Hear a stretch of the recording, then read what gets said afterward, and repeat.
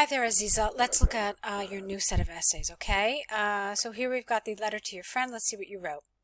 Dear Amanda, I hope my letter finds you well. I'm writing to ask for an apology that our tomorrow's dinner was canceled, as I will have to leave Jacksonville tomorrow at noon.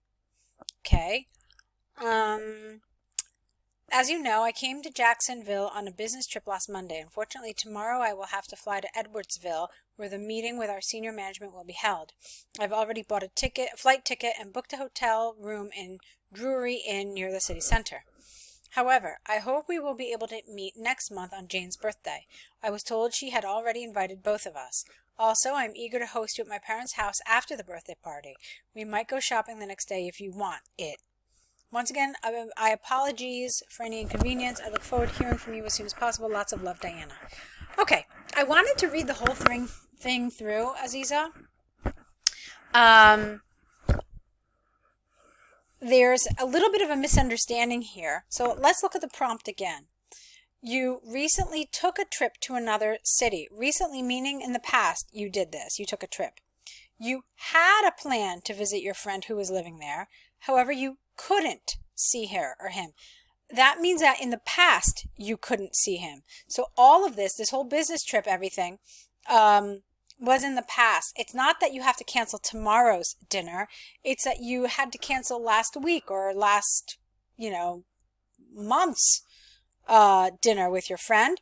And so now you're apologizing. Okay? So all of this reference to the future is inaccurate. The biggest clue here is this, that you couldn't see him. Not that you can't tomorrow, but you couldn't in the past, okay? So that's why there's a little bit of a misunderstanding here. So we could fix it a little bit. I thought that the rest of it was okay. It was fine. There's not a whole ton in terms of advanced grammar or advanced vocabulary. It's all feels very safe. Is it accurate? Yeah, most of it is accurate.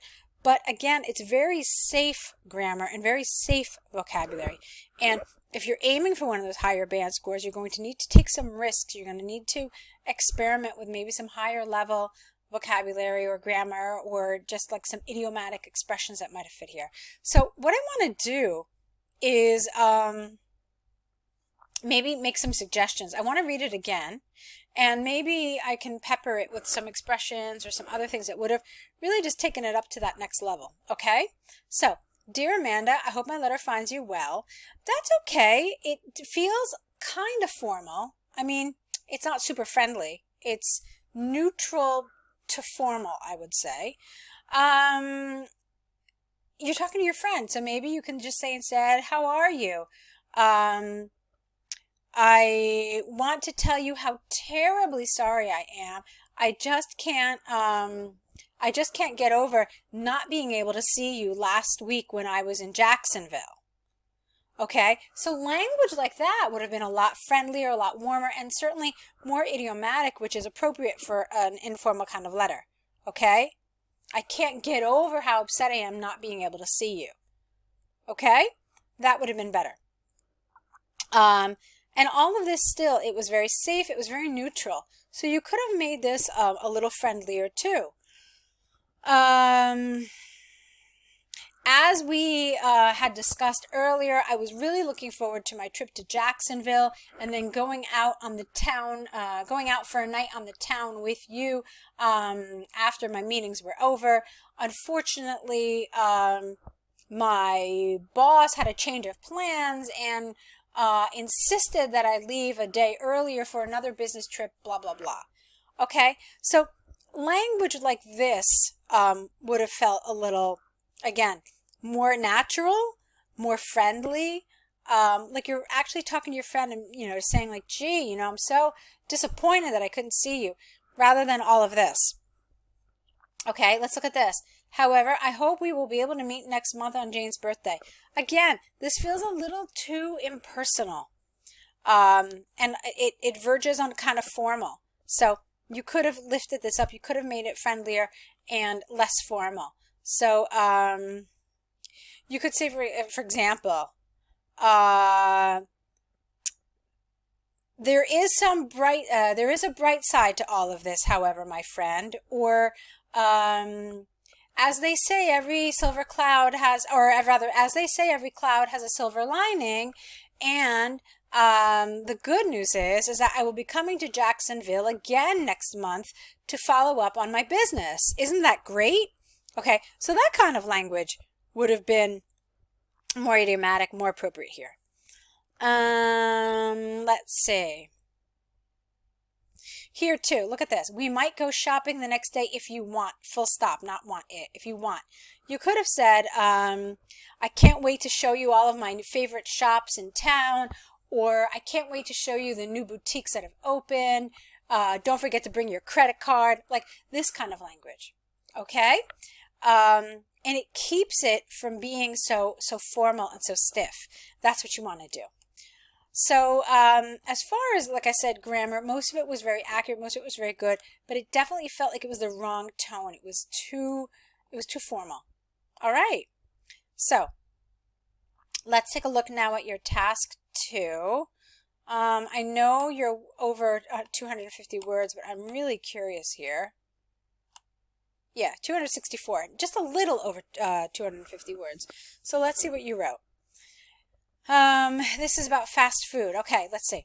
It is frequently debated that fast food is becoming a more preferable meal than traditional foods in most countries. The drawbacks of that might be seen in families, people, and communities, as fast food is considered as an unhealthy diet, which might lead to several diseases. Okay, so is this your opinion here? Is this your position? It would have been nice if you had just put like a clearer signpost. You could say that I believe that the drawbacks of this might be seen in families, people, and communities, etc., etc. So just make it clear that this is in fact your position that you're discussing. Let's move on. On the one hand, there is ample evidence that fast food is spreading, something happening right now, spreading widely among the general public. The chance of a person consuming fast food is higher than, careful with your grammar here. The chance of a person consuming fast food rather than eating traditional food these days is high. Okay? This is largely because fast food requires This is because fast food requires few ingredients without the A and less time to prepare compared to traditional food. For example, it takes approximately 2 hours to prepare Turkish pilaf, while 10 minutes are enough to prepare an egg sandwich. Therefore, it is conclusively clear that traditional dishes are disappearing from many household tables all over the world. Full stop. Okay, we're going to talk about that a little more in a minute. On the other hand, the negative effect of replacing traditional food with fast food cannot be overstated. That is due to that is because fast food contains unhealthy fat that might cause obesity either in young people or adults. For instance, according to the survey of German National University, 86% of children in the United States struggle from obesity. They don't struggle from, they suffer from, due to consuming fast food 3 times per day. Thus, it is possible to state beyond doubt that changing food preferences from traditional meals to fast food has many, I don't know what word this is, many effects, many outcomes. I'm not really sure what you're trying to say here, that might affect the public. From the arguments and examples given, I firmly believe that fast food is a preferred meal to traditional dishes in numerous countries. All over the world? Perhaps. Moreover, it is predicted that the disadvantages of fast food will grow day by day. Okay, so, Aziza. Let's look at the task again. It says, in many countries, traditional foods are being replaced by fast food. That's the kind of situation that they have set up for you. They are taking this as a given. Okay? Then, this has a negative effect and impact on families, individuals, and society. To what extent do you agree or disagree? Now, you told us that you agree. But the question now is, what is it that you agree with? What you supposedly agree with here is that the replacement of traditional food by fast food has a negative impact on families, individuals, and society. Okay? That is supposedly what your position is.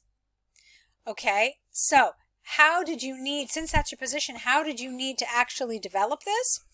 You needed to cover why it has a negative impact on families, why it has a negative impact on individuals, and a negative impact on society in these 2 paragraphs. Okay? So, what I saw in this paragraph is that you kind of did it as far as individuals are concerned. You talked about the danger of obesity and, how it affects people. But there was nothing really about the negative impact on families and nothing about the negative impact on society. Okay? So, you're probably wondering, well, I don't know what to write for this. How can I talk about how this replacement of traditional food has a negative impact on society? Well, you could talk about how this leads to a loss of family traditions, okay? Where, lots of meals are passed down from one generation to another, and with every meal being replaced by fast food, this is replacing this kind of tradition. This has a greater effect on society because over time, this becomes more widespread and really changes the social fabric of the community. Also, you could say that mealtime is a time when many families around the world still get together to have a meal together. If this is being replaced by fast food, which is, very much like on the go, and people are eating standing up or on the street and not eating together, then this really affects the communication of the family. Okay? As, like I said, in a lot of cultures, the family meal is still super important. So this is something that you could have said. And, you could say that this too has an effect on society as the family is like a microcosm of society. And if the family is not communicating, then this could potentially lead to a society that also does not communicate. Okay, so I'm just giving you some ideas about what you could have done here. Because while this paragraph was pretty much on topic, this paragraph was not. They weren't asking you to talk about the positives of fast food. And it didn't really make any sense to me because you told me in your position that you think it's negative, you think it's bad, etc., etc.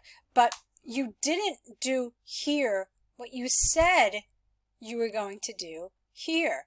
All right, you said that the drawbacks are seen in families, peoples, and communities, but I didn't see anything about communities, and I certainly didn't see anything about families. So this paragraph for me was totally irrelevant. Okay? Now, having said that, I think we've talked about this before. I think that having a concession paragraph is great. I think it leads to a richer essay, something that is more developed, and something that's far more interesting to read when you can see the benefits of the other side. However, you didn't really do that here because still you were supposed to talk about the fact that no, it doesn't have a negative impact, but it has a positive impact on families, individuals, and society. Okay? That would have made sense. So you could have said that on the one hand, there is ample evidence that the prevalence of fast food has had a wonderful influence on families, individuals, and society. Okay? It frees up family time that was traditionally spent by cooking long drawn out meals, and now families are allowed to spend quality time together, engaging in discussion, engaging in different activities together, and so forth. Okay, just to give you an idea. So that would have made sense. But this paragraph, the way it was here, not so strong. Okay, go ahead and correct these and return them back to us. Oh, and before I forget, you asked me for some synonyms for children. It really depends, okay? When we're talking about school, there are lots of different words you could use. You could use school children, pupils, students. Any of those are fine, okay? And they're nice and general, and don't apply to just a particular age group, like the way toddlers or the way adolescents or teens does. So those words are okay. But if you're talking in terms of the family, you could use words like youngsters, the young, the youth. Those words are okay as well. So that should give you some help, okay? Waiting for your next set of essays. Good luck.